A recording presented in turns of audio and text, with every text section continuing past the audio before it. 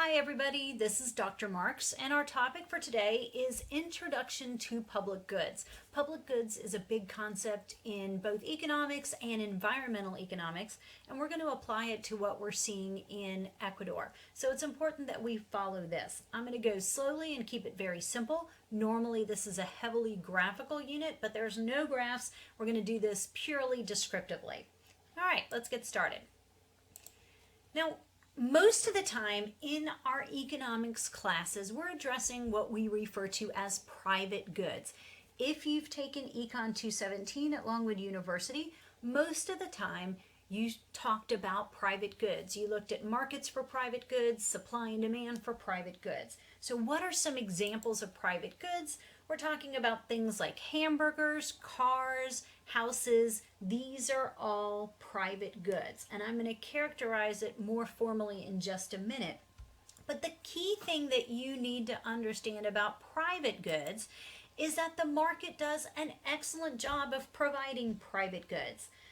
In other words, when we say that the market does an excellent job of providing private goods, what we mean by that is that the market provides the right amount of the private good.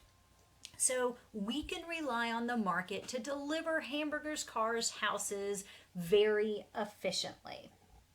Now, how is this? Well, if there's not enough burgers in Farmville, we know the market will react. For example, somebody will decide to open up some kind of restaurant. So think about Cookout.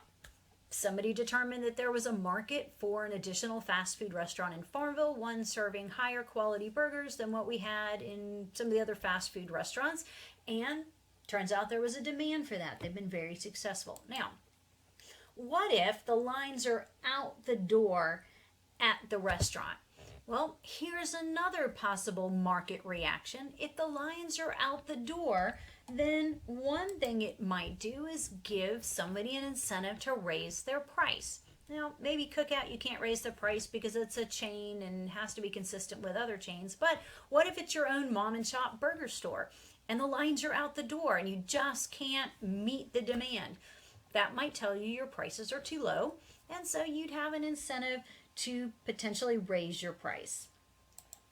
So the market can successfully deliver the right amount of hamburgers and at the right price.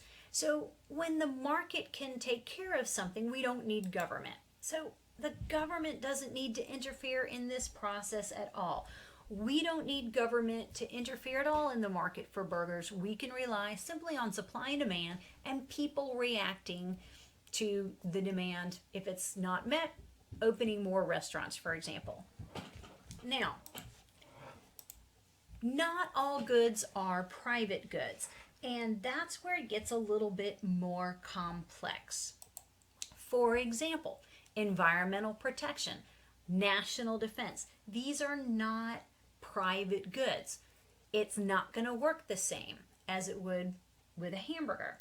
So we have to ask the question, do firms have an incentive to sell units of these things? Do firms have an incentive to sell units of environmental protection?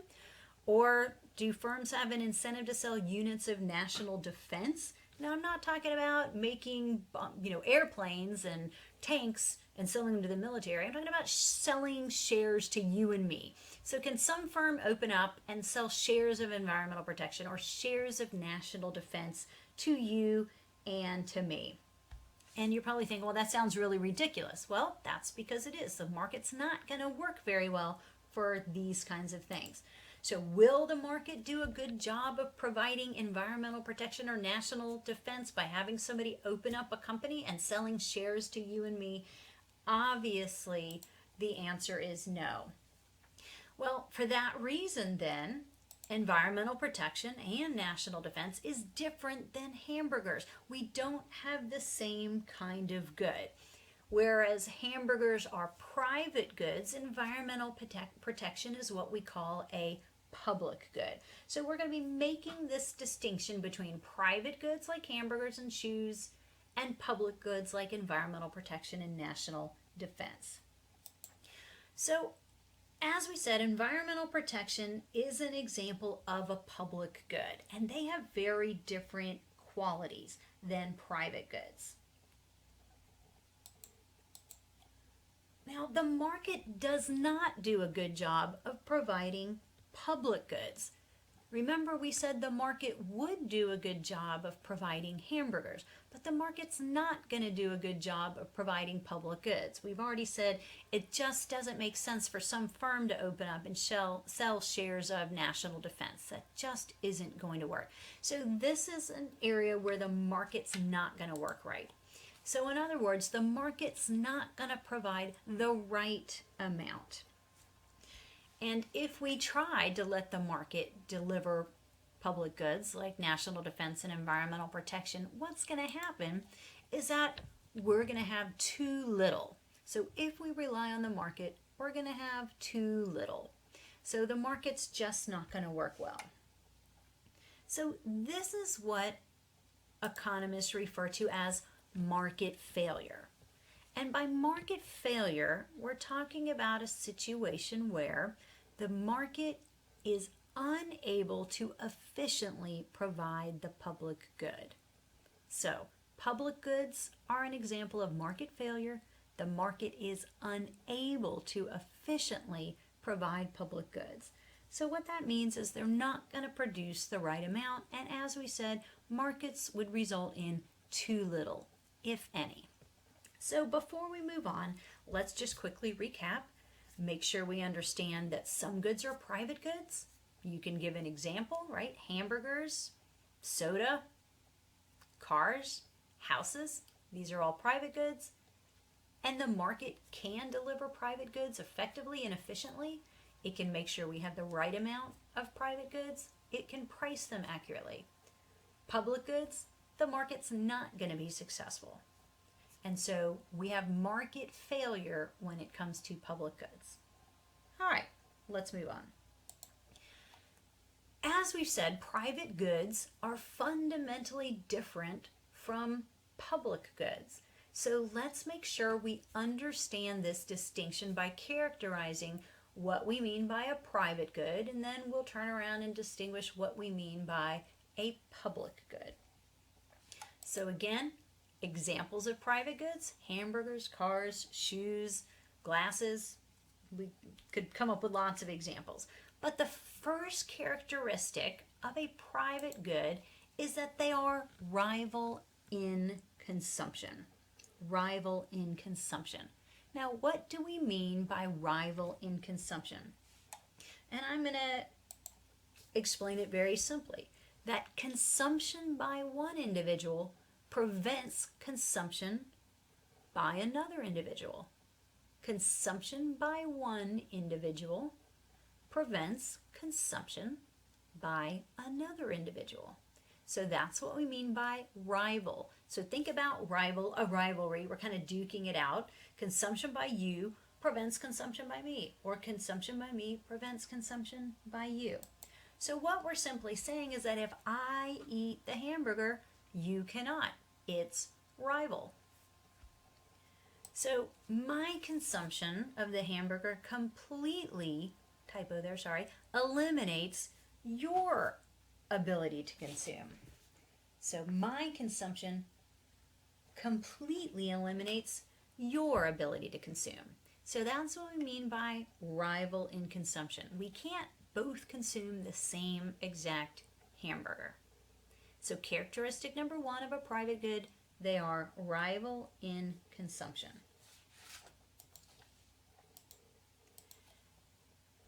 The second characteristic, I don't know why it changed that. That should be B. I apologize. Changed it to an A. The second characteristic is excludable. So B, excludable. Apologize.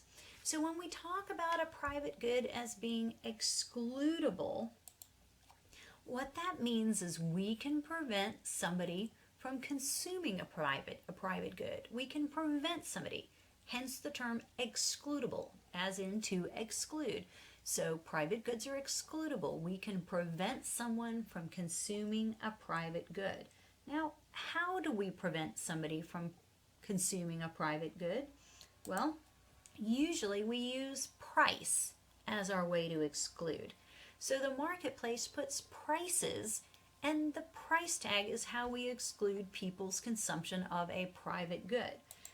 For example, if you can't pay the $5 or don't want to pay the $5, then Cookout's not going to give you a tray with a burger and a drink.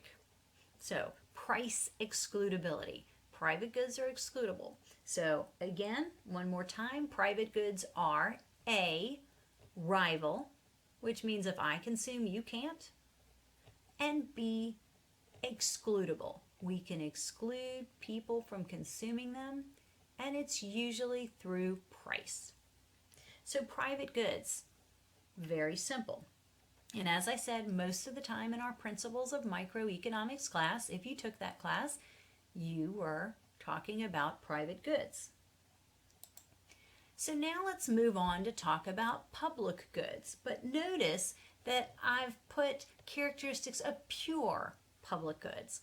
The reason that I added the term pure public goods is that it's actually a spectrum when we talk about public goods. So I'm going to look at the extreme case of a public good, a pure public good, one that only is a public good. It doesn't have any private characteristics at all. But then I'm going to back that out and I'll show you that there's actually a spectrum of things that fit in the middle.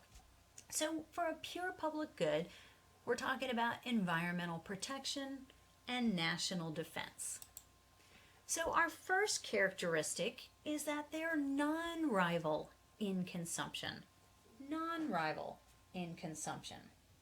Now remember, private goods were rival, but public goods are non-rival. So I bet that means you can figure out what we're talking about here. So if something is non-rival, then consumption by one individual does not affect the ability of others to consume it too. So consumption by one individual does not affect the ability of others to consume. So what we have here, I'm going to call a jointness in consumption. Jointness. Another way of thinking about that is that we can simultaneously consume. So jointness in consumption might also be described as a simultaneity in consumption. We can jointly consume at the same time. For example, is our national defense impacted when someone else moves into Farmville? So let's say I get a new neighbor. All of a sudden, do I get less national defense? Has that person moving to Farmville, Virginia affected my national defense? When we let in 100 immigrants into our country, is our national defense somehow decreased because we have more people? Well, the answer is no. Our consumption of national defense is not impacted when somebody else moves into Farmville. When it comes to national defense, the cost of additional users is essentially zero, right? The additional cost of one additional user is zero. So, pure public goods are non-rival in consumption. There's a jointness in consumption. We can simultaneously consume national defense. My consumption of national defense doesn't diminish your consumption of national defense. The next characteristic, and I apologize, this should also say B, is that pure public goods are non-excludable. Non-excludable. So, private goods were excludable, public goods are non-excludable. So I bet that means you can also figure this out. What we mean is that once a public good is provided, it's impossible to provide the good to some, but not others. So once a public good is provided to society, it's impossible to provide it to some and not others. Or it might be that it's so expensive that it becomes impossible to prohibit somebody. So it's either impossible or just so ridiculously expensive to try to prohibit somebody from consuming it that it really essentially becomes impossible. So what I'm saying is maybe you come up with some kind of crazy scheme, but it would cost $1 gazillion to implement. Well, then essentially we're saying it's impossible to exclude. So, the bottom line, when we have something that is non-excludable, we cannot exclude anybody from consuming it. So, for example, let's talk about air quality. Let's say we increase air quality. Well, once we increase air quality, we can't prevent somebody like Dr. Hank from consuming the clean air, right? So we might say, Dr. Hank is a free rider and he hasn't done anything to benefit air quality. Doesn't matter. Once we improve air quality, he gets to consume the higher air quality regardless of his behavior because it's non-excludable. Oops, sorry about that. So even if Dr. Hank doesn't help us protect the environment, doesn't help us protect air quality, maybe he's driving around in this ginormous SUV that gets 11 miles to the gallon and he's creating lots of pollution, and maybe he leaves his air conditioning on all the time, even when he's out of town, air quality is non-excludable. All right, you with me? Now, we don't have a lot of examples of pure public goods, but the most common ones that we use are national defense, that we've already been talking about. We agree that national defense is non-rival. We can simultaneously consume national defense, and having one more person consuming national defense has no impact on the rest of us. A lighthouse is also a good example. Once we erect a lighthouse, everybody can benefit from the lighthouse's services, even if they're a free rider, even if they never pay any dues to the lighthouse. Maybe we're charging some dues or we're asking for donations for the lighthouse. Once that lighthouse is erected, any boat on the water can benefit from its services. And again, it's non-rival. We can have a lot more boats and still nobody else is impacted. We have simultaneous consumption of the lighthouse services. Well, clean air, or I could be talking about just about any environmental protection outcome, that's also a pure public good. Clean air benefits all of us regardless of our behavior. We can't exclude anyone from consuming clean air, and we can simultaneously consume clean air. Now, you might argue at some point we don't have enough clean air. If we have a whole lot more people move in, maybe other activities eliminate the clean air. But assuming that we can keep the level of clean air constant, having more people consuming clean air doesn't diminish the opportunities for others. So these are examples of pure public goods. National defense, lighthouse, clean air, you get the idea. Unfortunately, when it comes to public goods, we have a free rider problem. And that problem is inherent in the characteristics of public goods. Now, we've talked about the free rider problem already. Public goods, unfortunately, give us the ability to be free riders. Because of the nature of public goods, we have the ability to be free riders. Again, think about the free rider incentive that we've already talked about. We have an incentive to pass the costs off to others. If the environment can get cleaner without my help and without my money, that makes me the best off as possible, right? So back to picking on Dr. Hank. Dr. Hank might drive a big SUV and he might leave his lights on all of the time. And let's say maybe he's not a good steward of the environment. Maybe he's polluting the air.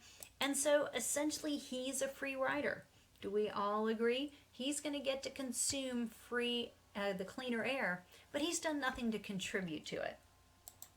But as we said, because of the characteristics of public goods, he cannot be excluded from consuming the cleaner air. Okay?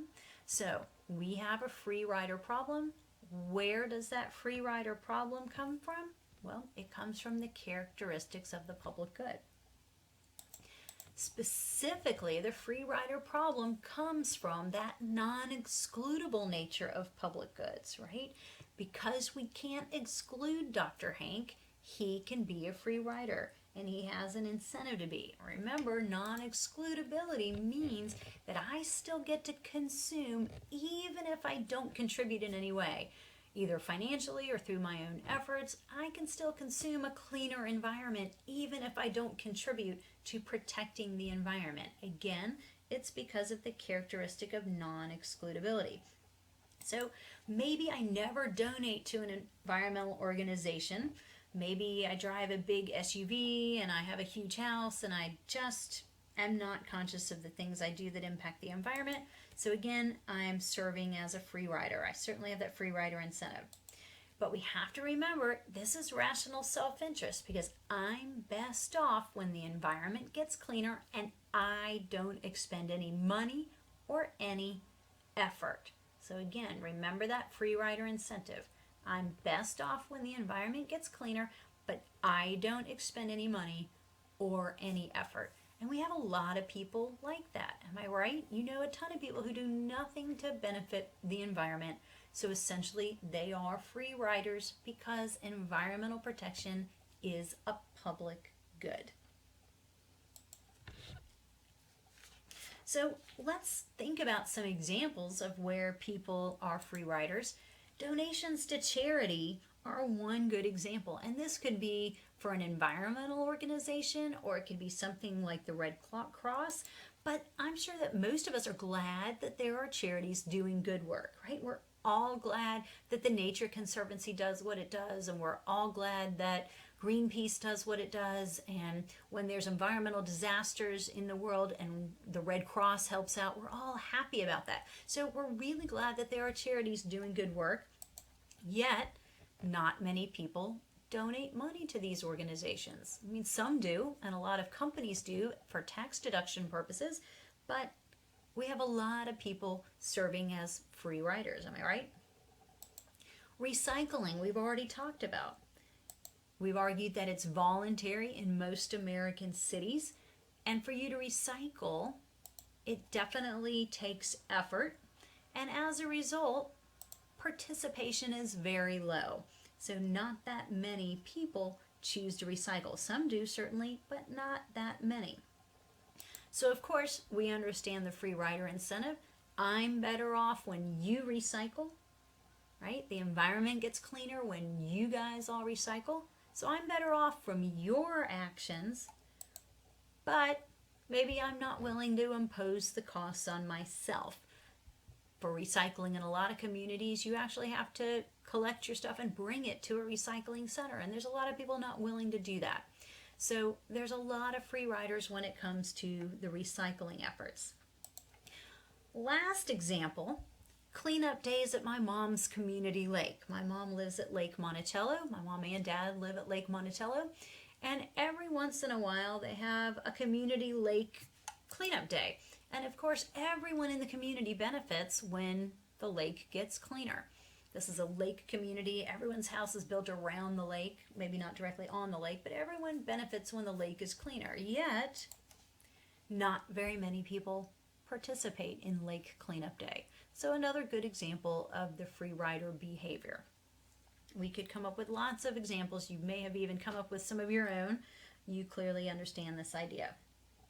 Now, imagine a world where the cleanliness of our environment was based on how much people donated or how much people were willing to act, their own actions. I mean, what if we simply left the cleanliness of our environment up to people's behavior? Is that a very good idea? Should we simply say, hey, you guys decide how much you're willing to spend, how much action you're willing to take, and that's how clean our environment would be? That's probably not a very good decision on our part, right? Or what if we said the level of national defense is going to be determined by total donations? Everyone just put money in the hat. Whatever that money can pay for, that's how much national defense we'd have. Again, is that a good strategy? Probably not, because people free ride. People are not going to donate because they know once national defense is provided, they get it whether they paid or not. So we have a serious free rider problem, which means we're going to end up with too little. If we simply let the cleanliness of our environment or the level of national defense be dictated by donations or people's actions, we will not have enough of either one. So this is not going to be a good strategy. So how do we solve this problem? Because as we've talked about before, It's a market failure problem. How do we prevent market failure? So again, remember what we mean by market failure. Market failure is where the market will not be able to deliver the right amount. So the market's not going to produce enough environmental protection. The market's not going to produce enough national defense. If we simply rely on supply and demand, we're not going to have enough. So what do we do here? Well, government plays a major role in both of these. Government has a major role in addressing market failure. Usually, government's responsible for providing public goods. Think about it. Doesn't government basically determine how much environmental protection we're going to have? At least in the big components, right? They set the regulations, they do the monitoring. And what about national defense? Doesn't government determine what our national defense investment's going to be? Certainly. So government's responsible for providing public goods. Again, make sure you understand why. It's because the market cannot. The market's going to fail to provide the right amount. The government's going to have to take over this responsibility. Now, how does government do it? They simply use a tax and spend approach. They're going to take our tax dollars, they're going to spend money as they feel is needed. And if government is simply taxing us and spending the money, then it's a lot harder for you and I to be free riders. Now, some people might cheat on their taxes, and in that sense they're being a free rider, but the level of free riding is going to be much less when we let government provide public goods. So bottom line, government is the provider of public goods because the market won't be able to do it. Make sure you're clear. The market can successfully deliver private goods. The market cannot successfully deliver public goods. So let's move on to talk about the idea of impure public goods. Impure public goods are categories that fall in the middle. So in the middle, we've got this very large group, and these are things that have both public good characteristics and private good characteristics. That's why we're calling them impure public goods. So they're not pure public goods, they're impure public goods because they do have some qualities of private goods. Impure public goods, as we say, fall in the middle. They have qualities of both public and private goods, and a good example would be a road. A road definitely has both public and private good qualities. Another example would be a park. A park can also have public and private good qualities. Third example, television broadcasts can also have public and private good qualities. And I'll expand on that in just a moment. So these are examples of impure public goods. So let's start with the example of a road or a park. They basically work the same way, so I'm going to lump this example together. Now, when no one is on the road or no one is in the park, it's very much like a public good. Because when they're empty, an additional user has no real impact on you, right? So think about driving down a road late at night and there's almost nobody on it, and then one more car gets on the road. Do you agree? It really has almost no impact on you. So at that point, when the park is empty or the road is empty, it's essentially non-rival in consumption. One more person does not diminish your consumption opportunities at all. So in that respect, it's like a pure public good. But this can change. It's not always that way. What about when a lot of people are on the road or in a park? So think about going to a park on 4th of July. There's a lot of people there. So congestion sets in. When congestion sets in, then you've got a lot of people and they start to affect each other. If we have congestion, other users start to impact you. So think about you're there 4th of July trying to find a picnic table and you can't, or you're hearing the radios of other people nearby and you don't really want to, or people are throwing frisbees that are coming too close to where you're picnicking. That's congestion.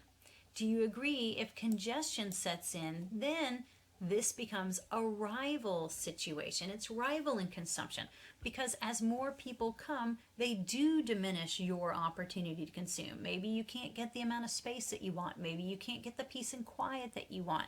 Or if we're talking about a road, maybe now congestion is leading to delays. You can't go the speed you want. You're stuck in traffic. We have rivalry.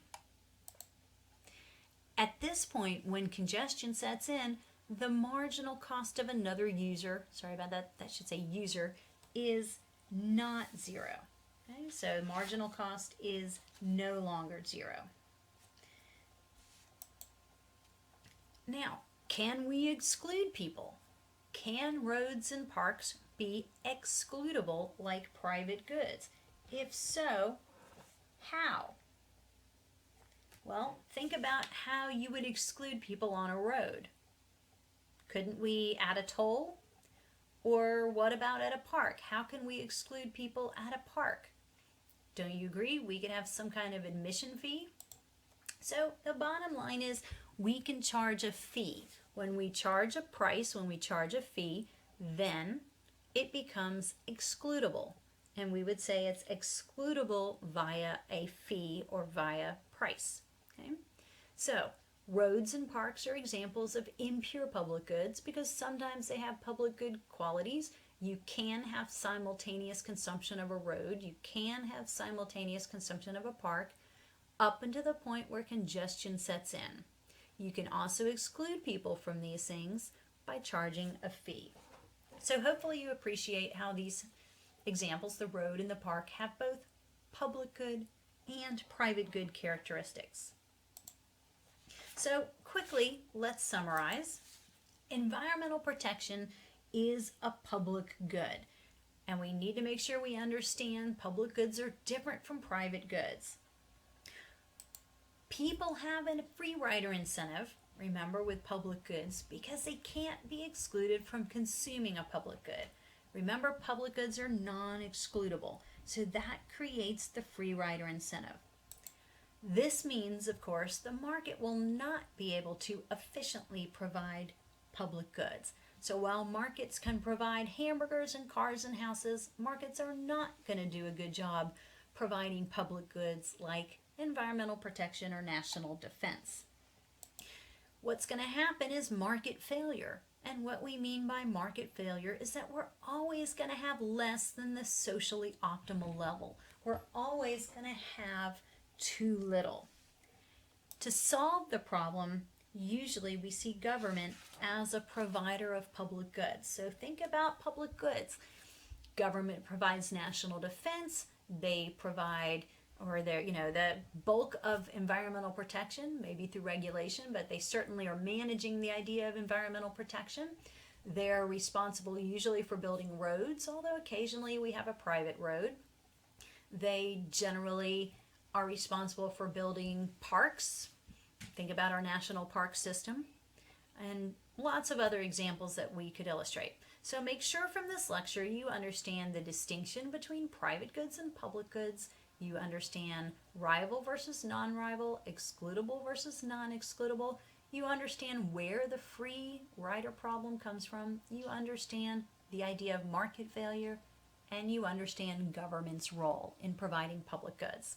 So again, we've just scratched the surface of this. This is a much more technical topic, but for our purposes, treating it very descriptively is fine. Make sure you understand these concepts. You might be asked to apply them in some context later. If you have any questions, let me know. Thanks for listening and have a great day.